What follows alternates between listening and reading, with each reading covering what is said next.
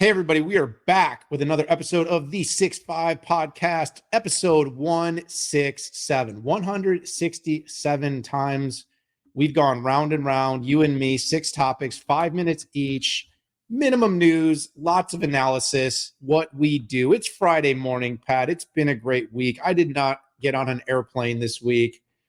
Whew, feels good because the next, 8, there will not be one where I do not get on an airplane. It's freaking event season, Pat, and earnings season is kind of wrapping, at least the biggest part of it. And we're going to be talking a lot about this week. How are you doing today, buddy? I'm doing great. Yeah, this is the calm before the storm. I'm 3 straight weeks on a plane. Well, actually, I look at contiguous weeks. I'm gone for 3 straight weeks with less than 12 hours between stops. Good news is it's long enough to come in, repack some stuff, take some stuff to some daily cleaners. But no, this is my favorite time of the week, even though I'm a little bit worn out after the week. This is the highlight. I don't know why, Dan. I don't know if it's because it involves my bestie. It's just riffing without restraint. I mean, we literally say what we want without getting canceled within cancel rules. And I like it. I really do. Are we still doing that, Pat? Is that still a thing? Are people still doing the cancel thing? I feel like we got bored of it and moved on. Yeah, less canceling going on. I think, when one side started getting canceled too, it became out of vogue, which is kind of funny. Oh, no. You mean we're not all getting along still. That's too bad. That's too bad. Well, the good news is with the rise of the machine, we can all come to the conclusion that our days are numbered. So let's make the most of those that we have left. Is everybody out there watching? Do you know, in fact, if this is Patrick and I, or is this Patbot, Danbot? I may or may not be constructing a plan to build the Dan bot. Pat, will you build a Pat bot? Because I think we could give people 24/7 Patrick and Daniel. And I can't imagine anybody that wouldn't want to watch it. Sometimes when I'm on Zoom, I just turn on the self view and I'm enamored by how good I look. Joking. But in all seriousness, we could go around the clock with our insights, 10,000 blogs. What do you have? I have like 150,000 tweets. We could be entertaining the world with our technology thoughts for at least another year or two before people would run out of new content. Dan, that's pretty scary. I'd like to go in and hopefully can improve myself. That would be great. Lose less weight. Lose more weight, look better. Less weight. I can do that. Say smarter things. I can lose less weight. I know how to do that. And today's my beautiful wife's birthday. So if anybody is out there that knows her, just wanted to point out that I said happy birthday. She's a spry 28. What's a good year to say? I'm supposed to make her younger, but not make it so young that it's weird. What is 35? I don't know. 30s is good, Dan. 30s is good. I'm embracing my 40s, by the way, Pat. Yeah. I turn 42 later this month. Send gifts to Patrick on my behalf, or just make donations to a charity that actually uses the money well, which is rare anymore these days. All right, we got a great show for you today. We're going to cover a bunch more earnings. I know. The 6-5, we're supposed to be covering tech, but earnings are the ground. It's the ground truth of what's going on with these tech companies. We got AMD, we got Qualcomm, we got Lattice. We've got a remarkably surprising good result from Apple. Are you really surprised? Pat's going to dive deep into Zoho, one of the companies that came to town and had an event this week. We all got together. There's some photo evidence of this, Patrick, out there on the interwebs. And then we're going to talk about more Microsoft AI announcements. I don't know if you watched this morning. The CEO of OpenAI was on CNBC Squawk Box.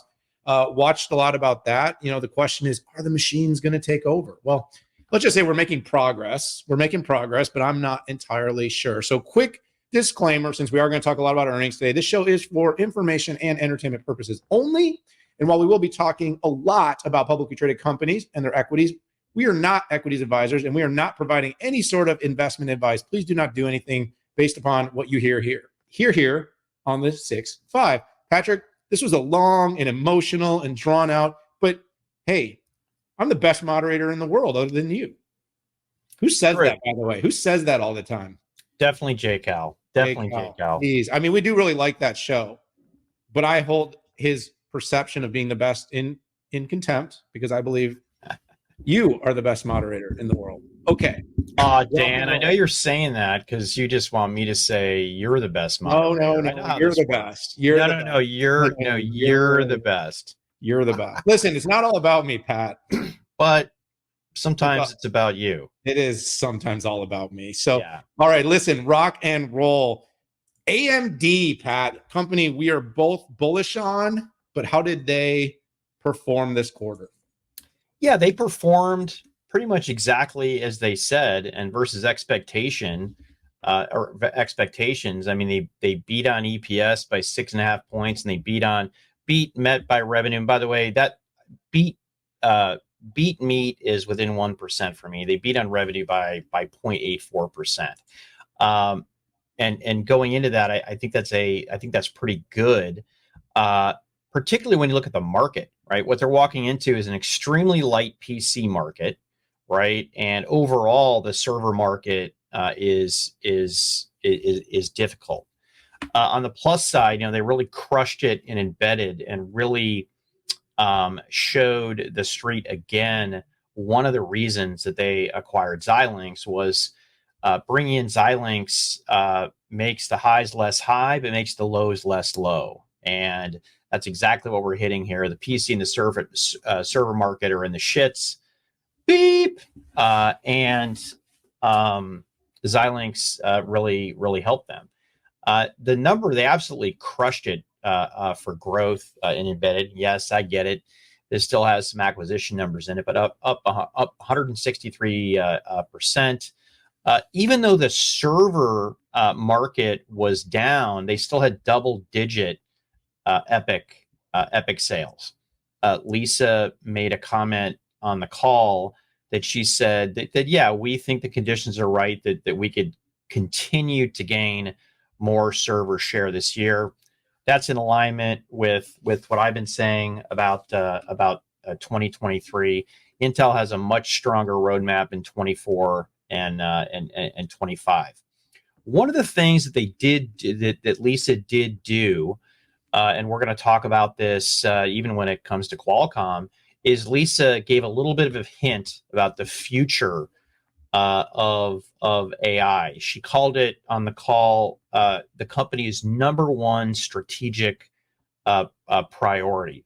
And Lisa doesn't mince words. She doesn't get ahead of things. She pretty much what Lisa says happens. They formed an AI group under ex-Xilinx CEO Victor Peng, which by the way is an ex-AMD guy, ex-ETI guy, and he has been working for a while, cross-collaborating with the team of how to move this forward. And AMD is not new to AI. Actually, most AI inference is done on a CPU, although I know it's not cool to talk about that. But when it comes to discrete cards, whether that be training or inference, NVIDIA owns the day. If they don't have 90%, 95% market share, I know you've pointed this out in your Market Watch articles. It's still a lot. But AMD has had a lot of success with national labs, where it's about flops, but also as they move to AI, it's about AI. And this MI300 accelerator that's coming out, I'm really interested to hear about. The number one thing I want to hear about is the software strategy. I 100% believe, and I told a Forbes columnist this, the print, not the web folks like me, that I fully believe that AMD can field the right hardware. The question I have is on the software. We don't do rumors on the show, but Bloomberg did bring out a rumor, interestingly enough, when I was giving this interview, that said Microsoft and AMD are going to be collaborating on an AI accelerator. So I'm gonna leave it there. I have more to say. I might come back and loop around, but anyways, that's my overall thoughts. Why don't we do rumors? I just did it. But we can dive in. Dan, why don't you? Why would Microsoft ever want to collaborate with a company on and not just, have it be an all NVIDIA shop? I don't know. I mean, price, performance, flexibility, open source, scale, ESG, lots of different reasons. Right now, the pot of gold is very, very large, and everybody's trying to figure out how to wrap their arms around it with AI. We're going to see massive growth, mid double-digit CAGR for AI over the next several years, according to numerous different surveys out there. And with the speed and trajectory, I actually, between you and me, not sure that those surveys have fully caught up to the opportunity that actually is AI. I think we're going to see bigger CAGR growth. And again, AI is going to go from being sort of a vertical or a technology adjacency to a overarching theme, like digital transformation, which, by the way, I know a guy that knows a little bit about this. So, quickly, you hit a lot of the key points to me. This was probably business. I kind of think I quoted it as business as usual for AMD. They put forth a number, they beat it. They guided a little bit soft. I think Lisa's being conservative right now. There's still a lot of uncertainty in the macro, and it's a responsible CEO that's going to look at that situation and say, I'm going to put numbers forth that I'm very confident that we can achieve. And if the market gets a little bit better, we'll beat it. And I prefer that to, overly optimistic. There's still too many uncertainties out there. I mean, didn't another major bank fail this week? It was FRC. I think there's 3 or 4 more teetering. We raised interest rates again. And let's be clear, people, all these things are intertwined. This is not like, oh, the bank issue's over here. The banks are where the money is being held for companies that are paying and operating and investing. Not to mention banks themselves are net buyers of a lot of technology. And right now you've got an entire subset other than the big 3 or 4 banks that are all teetering. They're all on stilts right now. Our economy is a little bit on stilts because I don't think the market is fully caught up to all the macro things going on. So back to AMD though, AMD is performing well. It's performing fine. This quarter was, like I said, business as usual. Yeah. Everything that's going on in the macro, especially the PC numbers, all took place, and that's to be expected. The overall consensus from Lisa and other CEOs has been that the back half of this year will be better for semis. And by the way, I believe semis, because they sell ahead of when the OEMs actually ship units, we'll start to see some improvement in semis probably before we'll start to see it in devices, sans Apple. Apple's numbers are always just mind-boggling to me. The biggest thing for AMD, though, and what I put out there in Market Watch, is that NVIDIA is in a really unique juxtaposition right now because NVIDIA has close to 90% of its market share, and NVIDIA has enjoyed this wild lead and competitive advantages across the board. But everything with NVIDIA has been built around CUDA, and CUDA is its proprietary language. It requires that companies basically commit and lock into this environment. But you've got the rise of new competition. We talked about the Microsoft rumor. We talked about what's going on with AWS and Inferentia. Google TPUs, there's an advancement there. And of course, you've got Intel and AMD. They're saying, we're not going to, go away and not play in this space. You've got startups like Grok, who we're an investor in. We got Samba Nova and others that are trying to build lower cost accelerators that can do large language model workloads at a much lower cost and a much more efficient from a power perspective. So even if the market gets bigger and NVIDIA keeps growing at a really high growth rate, I would not be surprised if they start to cede share. And this is the interesting inflection point. And I think AMD could be the company that capitalizes first.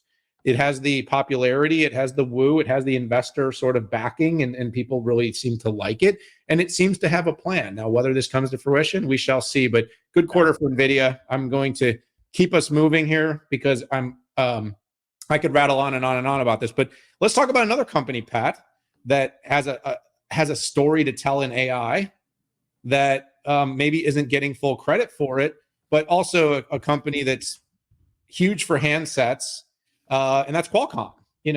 Qualcomm is a company, and Pat, you and I over several quarters have been really ringing its diversification plan. A year ago, they pivoted from kind of their 4 buckets to 3. They used to be handsets, RFFE, their front end, automotive, and Internet of Things. They took the RFFE business and kind of merged it across kind of horizontally, like I talked about with AI, because it's part of every part of their systems. But now they've got handsets, automotive, and Internet of Things.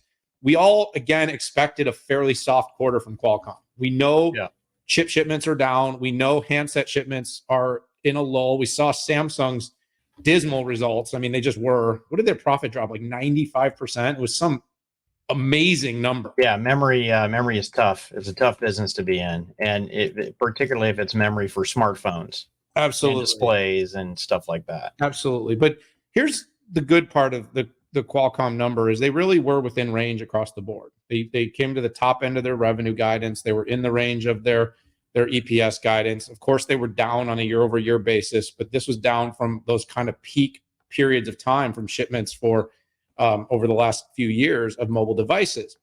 Handset business, continues to be softer, a little bit like the PC business. Like I said, Apple's the outlier, and we'll talk about that later in the show. Automotive has been a really great growth area for the company, something to definitely was a lever to pull on of positivity. And then, IoT, continues to be a strong $1+ billion on a quarterly basis, 1.4 this quarter. And it's an area that I don't think most people really think about for Qualcomm, but the ambient connectivity of technology in smart cities and buildings and factories and how, Qualcomm's technology plays a role is very, very interesting. The licensing business, of course, is going to slow down when you're shipping less handsets. Although, they do get a piece of all the Apple business still. And so that's a part that actually helps prop up the business. I think the one thing, Pat, you and I will probably want to lean into here, though, is that the handset business is a cyclical one like PC. And so it will come back, it will go down, it will come back up, and it will rise. And the demand for mobile handsets is going to be driven by a few factors. One is, just refresh cycles. Refresh cycles naturally create more demand. But of course, in an economic slowdown, people will wait longer to refresh. AI, though, is going to create a whole nother wave because what Qualcomm is building in their handsets and devices is going to be inference at the edge that can do a lot with these large language models, even when you don't have connectivity or when you have connectivity that doesn't require any interaction with the cloud, Pat. And this is a really huge thing. You and I were at Mobile World Congress. We were able to witness a 1 billion parameter large language model being run, stable diffusion, on a device that wasn't connected to the internet. Yeah. Pretty impressive. But AI is going to be used for things also, Pat, that are very practical. Things like privacy and security. Things like making systems reliable and making sure you get the benefits of AI on your device, even when you got limited or no connectivity, that your device is still able to take advantage of AI. And of course, AI has a very impressive, everything from their image sensors to their VPUs to their security tools that are all going to use AI that are going to make handsets more secure. Now, interestingly, Pat, we haven't heard much from Apple about their AI strategy. Of course, they've got the AI sensors and stuff in their devices, but nothing yet about what they're actually planning to do from a generative standpoint.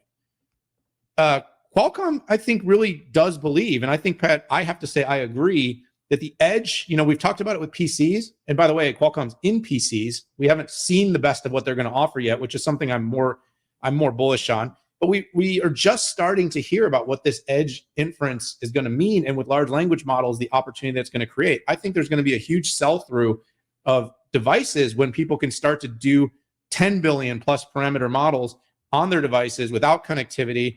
And by the way, this isn't just infused into handsets. This is going to be infused into automotive, which has been a huge growth area for Qualcomm. It's going to be infused into IoT for ambient and sensing technologies, and it's going to be embedded into their PC. So, Pat, I've talked too long. I got a warning message from our producer. So I'm going to pass it over to you here. That's my thoughts on Qualcomm.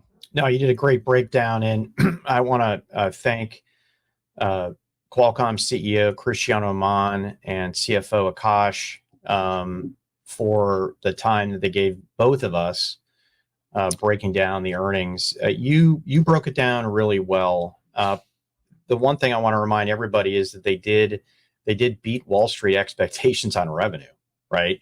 And they miss or met on EPS. It was really the future guide that was a challenge. Everybody knew that the smartphone market was down, but it was that guide that did this. I want to point out too that automotive 20% year-on-year growth, and they are likely gaining share there. And the company did talk about how it likely gained share in handsets. So you can only control what you can control. And put enough investment in the future to make it happen. And one of those big investment areas, like you said, was AI. And when I look at the case for edge AI, it's very simple to me. I mean, whether you call it the law of gravity, wherever the data is created is the best place for that compute to be. And that's just historically been true for 40 years. So if you're capturing all that data, you want to do something. If you want higher levels of privacy and security with lower latency, that's just the way that you're going to do it. So this isn't a stretch for me. And whether it's tablets, PCs, smartphone, XR headsets, the cars, industrial IoT endpoints, generative AI is going to make its way there. I mean, we've already seen intonations from Google. We've already seen heard from what Microsoft is going to do there. We see some little cookie crumbs in Studio Effects.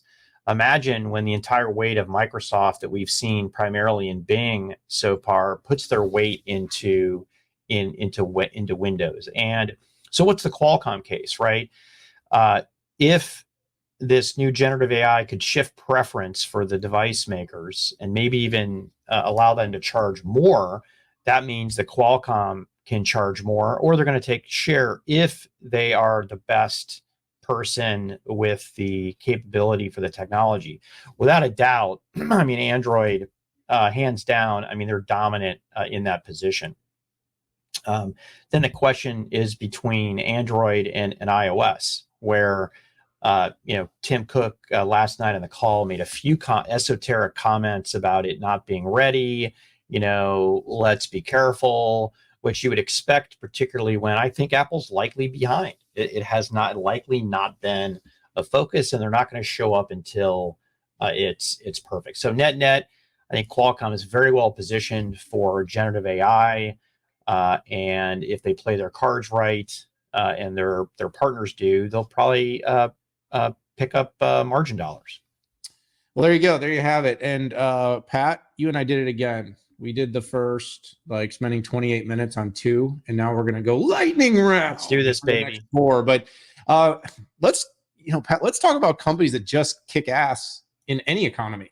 And this is where I always love the market takers. Let's talk about our friend Jim Anderson, CEO of Lattice, and the performance of him and his team this quarter. Yeah, just another boring record quarter, Dan. For a semi company in the middle of a major glut. No, exactly. I mean, it just blows my mind how well they did. So record revenue, 12th consecutive growth quarter, 70% gross margin, 70%. Record op inc. Net income growth was amazing. Just what a yawner.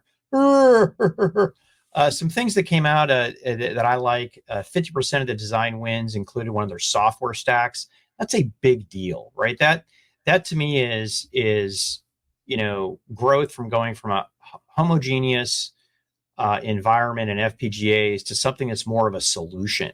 And that's one of the biggest challenges with FPGAs is, how do I program this thing? And by putting 5G, putting ORAN, putting automotive, putting industrial IoT and vision, and a lot of other stacks, that just means that's just more value. And by the way, you're competing with ASICs. You're competing then with microcontrollers, which increases your TAM. So last comment, lots of room to grow with Avant. Avant hasn't even showed up yet. So final comment, May 15th, Investor Day, the 6-5 podcast. The 6 is going to be there.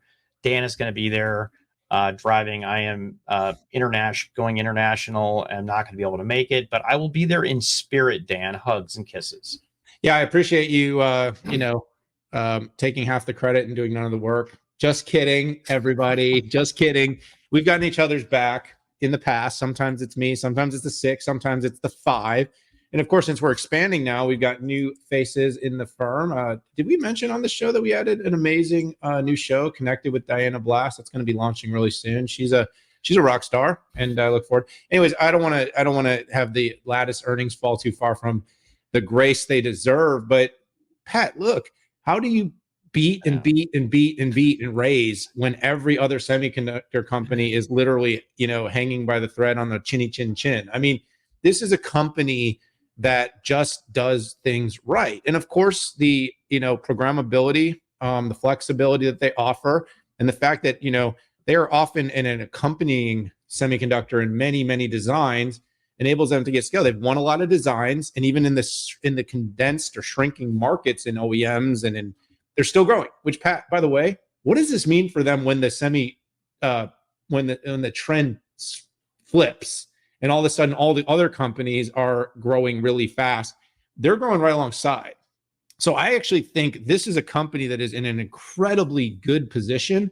They're aligned to 5G, they're aligned to AI, they're aligned to IoT, they're aligned to robotics, they're aligned to server.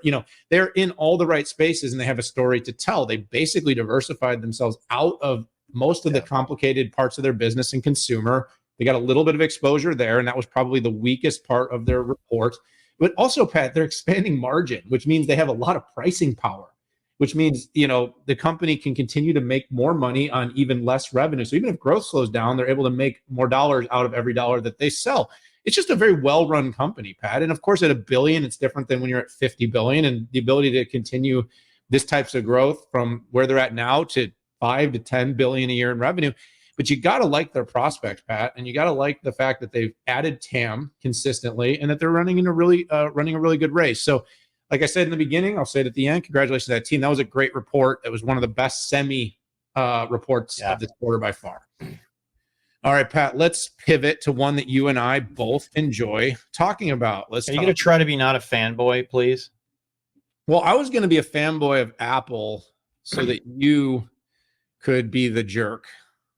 No, I'm not going to be a fanboy. Look, I said it in my tweet, and you could interpret this as a good or a bad thing. The company is it's like a sleight of hand. There was not a single indicator that iPhone would have a good quarter based upon what was going on in the macro. Based on even like the IDC numbers on PC shipments, everything that was out there about devices was indicating that this should be a really bad quarter. Now, again, Apple's approach to guide is late. They don't guide far out. They don't guide. They haven't guided since 2020. They indicate in their earnings calls a feeling for the next quarter, but they do not specific. You're right. They don't give you more than what's kind of their thought process over the next 90 days. And again, they don't even give you specifics. So this leaves the analysts having to basically guess. And so their beat may or may not actually have been any sort of beat of what their expectations were. But what the analysts could come up with, they were expecting, Pat, by the way, just $94 billion a quarter in revenue. They beat on the top, they beat on the bottom. Again, they beat the analyst expectations, not the guide. They expanded margins, and they were pretty stable across all categories. Now, again, this doesn't mean I don't think they're the most, that this is the company that requires the most regulatory out of any company on the planet right now and getting none. But, that's another story for another day, because let's instead regulate VMware, because that's the big problem. But anyways, the areas that I was looking for, Pat, really is, I'm watching closely the service on this company, because this is the big pivot. You saw they had this really interesting inflow of are they a bank now? I mean, what's happening there? Is Apple actually a charter bank, or is that a partnership? No, I mean, they're definitely getting it. Well, no, it's I don't know. It's okay. I didn't actually look into it yet either, but when you hear about inflows of deposits, then you go, wait, is Apple a bank? I mean, they're getting into financial service products for sure, fintech products. I mean, they always were with pay, but services, the investments they're making in Plus and TV and in gaming, they're getting across the board. I mean, look, they were a little soft on iPad. Mac business we know is crappy, and they were a little bit soft on that. But Pat, I guess what I was trying to explain is where is the sleight of hand? How do you beat by like $4 billion worth of phones versus what everybody had been able to calculate? So the calculus of all these analysts, and there's a lot of analysts on the equity side that follow Apple, calculated 48.8, and then it came in at 51.3. Where's all this demand coming from? Is it India? Is it China? And it's a really interesting inflection right now, because, you saw Qualcomm's mobile numbers really, really soft. And of course, Apple's buying volumes ahead of, so the timing means Qualcomm's numbers may have come in quarters back, and now Apple's numbers are coming in on finished product, and now they're sitting on inventory. But there was nothing to indicate in the market that the consumer is strong. And for Apple, it's consumer strength that drives the volume of purchases. And all we keep hearing about is the market's on stilts, consumers are depressed, their savings are gone, but they're still buying $1,600 iPhones. So that's my puzzle point, Pat. I'd love to get your take on it. Is this was a really pretty good quarter, and the street is rewarding Apple right now big time for this result. I didn't see it. I'm going to be honest. I just didn't see them doing this well. Yeah, and by the way, they're ripping right now this morning. They're number 2 on my watch list. So the way that I look at this is really balanced. And by the way, there were a lot of questions where, hey, they could rip it or they cut. Where I've wound up, based on listening to the transcripts and talking to a bunch of people. By the way, shout out to John Fort and Morgan Brennan. I did CNBC literally as they were reporting at 4:30 Eastern. And you crushed it. Thank you. I think there was pent-up demand where, if you remember, iPhone production, workers were getting beaten with metal poles, and they were essentially striking. And I think this was pent-up demand. There were talks about strength in India. There was also Tim Cook did an interview with CNBC literally as I was sitting there, and they were talking about strength in China, but nobody could figure out like how that even makes any sense whatsoever. But standing back, they grew 1% year on year in smartphones, and they did beat expectations by about 5%. If I look at what's in store for the future, if all of that pent up demand is swept out, I can't imagine them doing very well next quarter. But you never know. I mean, I look at Qualcomm's forecast, and there's always a delay between a 60 and 90-day delay between the silicon and the actual production and shipment of a unit. And I don't know exactly, having distribution hubs when revenue is recognized by Qualcomm, but I can't imagine the juggernaut continuing. And the other macro point is everything else went down below expectations. Services below expectations. Mac well below expectations. iPad met or a little bit below expectations. Wearables below expectations. None of these are good signs, but none of these are self-inflicted, and they are driven by the market. At WWDC, I'm looking forward to what they talk about with respect to XR. They are late to the party related to generative AI, and they really need to get their act together. If this were a time, Apple doesn't have to be first. They just can't be 2 years late like they were with something like the phablet. Those are my thoughts. Well, that was fabulous analysis. A nice job on CNBC yesterday. You are infamous. All right, so let's go to the next thing. Zoho, you spent the day yesterday in Austin with Zoholics. I spent the evening before at the part where they served the drinks and the food, and that was pretty fun. It was good to see you and all of our friends out there. But Pat, what were the big? Did they talk about generative AI, Pat? So Dan, I do want to be like you when I grow up. There were some highlights here. So if you're not familiar with Zoho, they're a leader in an end-to-end enterprise SaaS suite. They have their own top to bottom infrastructure. They do everything themselves. They do have obviously APIs to services if you prefer to use things like Gmail, but they're really have developed where I think everybody wants to go, which is a full stack. So big discussions here was on ChatGPT. The second one was their upmarket growth. And the third one was a new service for entrepreneurs. They did go GA with their new browser, but I don't think that was nearly as important. So they announced an integration of ChatGPT with Zia, which is essentially their bot or helper or assistant that's already on the market. And they came out with 13 generative AI applications that were enhanced by it. In fact, the naming says everything. So, for instance, it's Zoho CRM with generative AI, and then they added 4 or 5 new capabilities to analytics, to word processing, to mail. I mean, to social media, to products called assists, landing page, sales IQ, that's CRM, notebook, and data prep, which is exactly what it is, and meetings. So really cool. My workspace VP, Melody Brew, will be doing the detailed takedown, but I think the timing's good. I don't think they needed to be first, but I do think they will likely be first with the complete rollout. But like all of this stuff, this is the beginning. I want to get in. I want to kick the tires. I want to see how useful it is. By the way, this is with an alliance at first with OpenAI. In fact, you bring your API key and it leverages OpenAPI. They did talk about their strategy around this, which I think was important in their approach. And we're going to be writing more about that.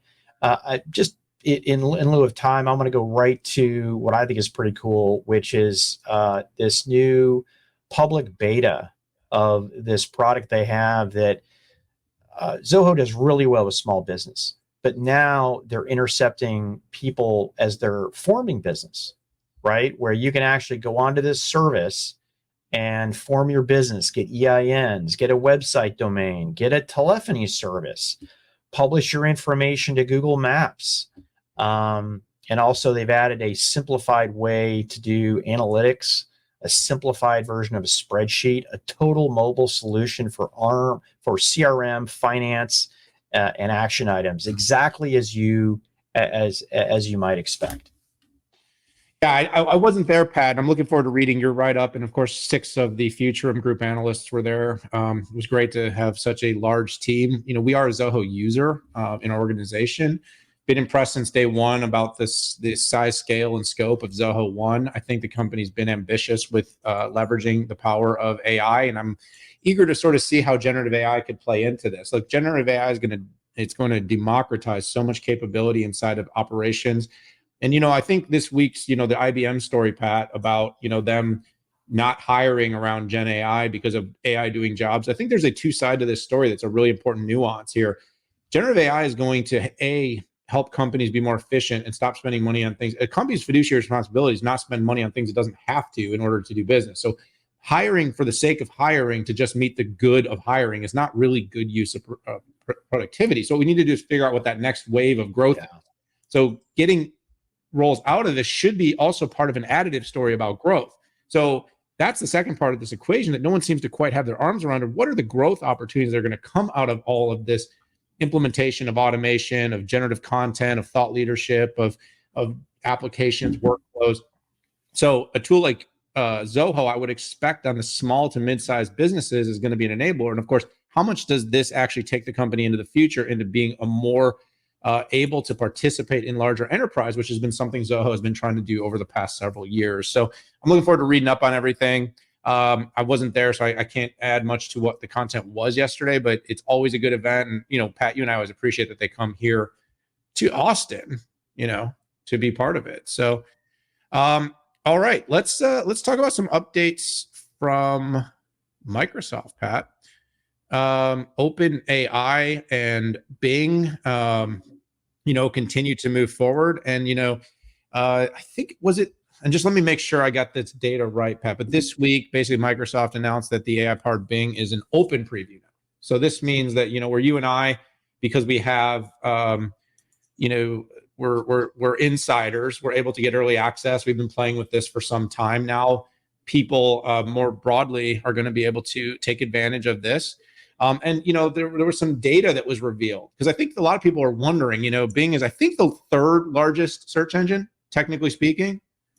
And that, the company obviously sees a $2 billion per 1% of market gain. That's what they shared on their finance day during their initial launch of the OpenAI partnership.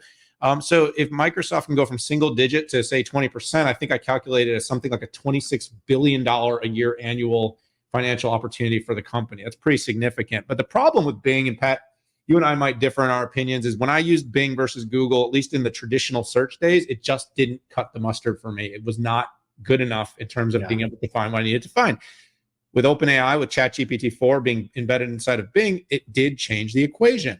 So now the company came out talking a little bit about what this has meant for the organization, and they gave some data. I think they said that in the last 3 months, there's been over 500 million search queries in Bing, and that during this period of time, they've seen their growth in users hit over 100 million, and I believe I don't know that that's daily actives. That would be pretty remarkable if that's where it's at, but that's a really, really big growth rate for the company. The company has also been very focused on making Bing visual, meaning that Bing, and that's one thing right now, if you play with Bard, it does not do. It should, and it will. Pat, you and I were talking about how cool it will be when they integrate a YouTube engine to be able to ingest something like a podcast. But first and foremost, how can you do more visual? So they're doing image and video with Bing right now. They're also, adding more and more multi-session. So meaning you can go back into your histories and continue conversations. That's something that's being added. And by the way, here's probably the third thing that's really interesting and that we haven't talked a lot about is where does the developer fit into all this? For the last 3 or 4 years, have we talked about something as probably a great career opportunity more than developing? Like if you can do something in your career, you should learn to code. Yeah. Coding will be the future. And as long as you know how to code, you'll always be employable.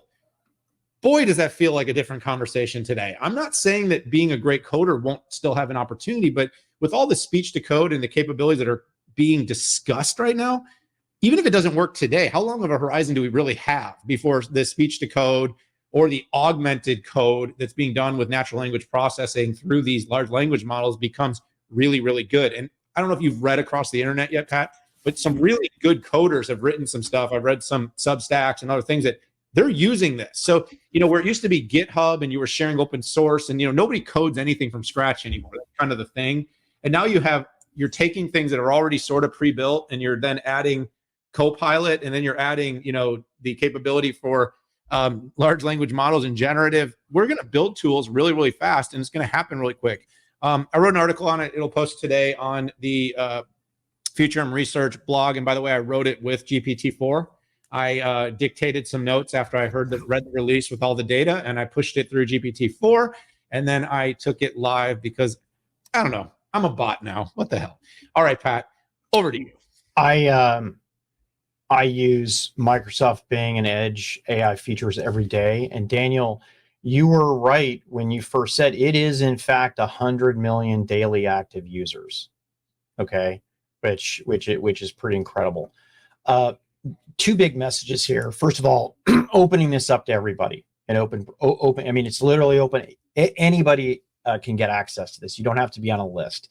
That in itself shows the degree of maturity. And the only reason they're calling it a preview is because it's not perfect. And preview allows them, if they see somebody, pulls up something that's just wrong, it'll probably be preview for a long time. That's just my guess to be conservative. What I really liked about this, it hit some of the things, some of the snags in my own experience, and not that it's all about me, Daniel, but sometimes it's about me. And I do think that being an active user of this technology, I have higher bar for that. So first of all, the Edge helper that's out there just didn't cut it for summarizing documents for me. Now it works better with PDFs. It works better with websites. And I saw it actually will work with YouTube video links. And I am so excited. And I think people are going to be so excited to use this.